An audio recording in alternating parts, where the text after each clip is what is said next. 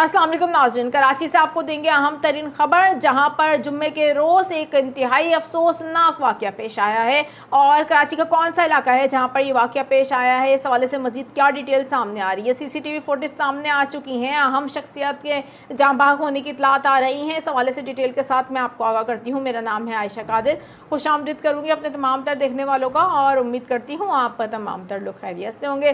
Video کا آغاز کروں گی، لیکن اس سے پہلے درخواست کروں گی آپ لوگوں سے فرسٹ ٹائم چینل پر آئے ہیں جلدی سے چینل کو سبسکرائب کر لیجئے، بیل آئیکن کو پریس کر لیجئے تاکہ اس طریقے کی معلوماتی خبریں مل جائے کرے۔ بات کر رہے ہیں اس وقت ہم شہر قائد کی، جہاں پر آج 1 اگست کو جمعے کے روز ایک فائرنگ کا واقعہ پیش آیا۔ دن دہاڑے یہ فائرنگ کا واقعہ پیش آیا ہے کراچی کے علاقے ڈیفنس فیز 6 میں۔ بتایا جا رہا ہے کہ یہ واقعہ پیش آیا، جہاں پر اب بتایا جا رہا ہے کہ معروف جو وکیل تھے وہ جاں بحق ہو چکے ہیں۔ اس حوالے سے آپ کو بتائیں کہ اطلاعات سامنے آئیں کہ سینئر وکیل خواجہ شمس الاسلام DHA فیز 6 میں ایک جنازے میں شرکت کے لیے بیٹے کے ہمراہ آئے تھے۔ قمیص شلوار میں ملبوس مسلح ملزم نے ان پر فائرنگ کی اور موٹر سائیکل پر فرار ہو گیا۔ اس حوالے سے آپ کو بتائیں کہ CCTV فوٹیجز بھی سامنے آ چکی ہیں۔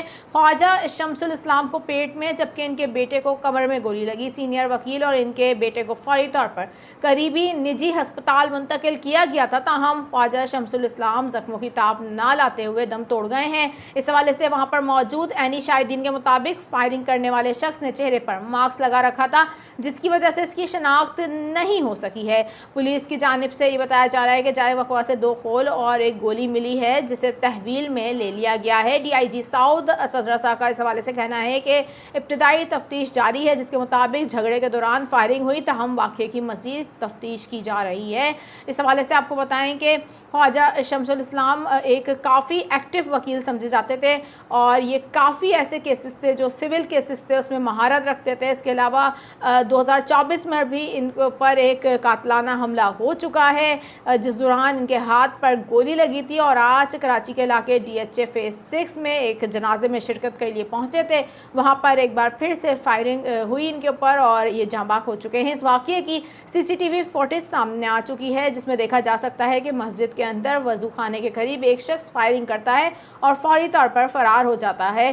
پولیس کی جانب سے مزید انویسٹیگیشن کی جا رہی ہے۔ اس حوالے سے مزید جو بھی ڈیٹیل سامنے آئیں گی آپ کو فوری طور پر چینل پر آگاہ کر دیا جائے گا۔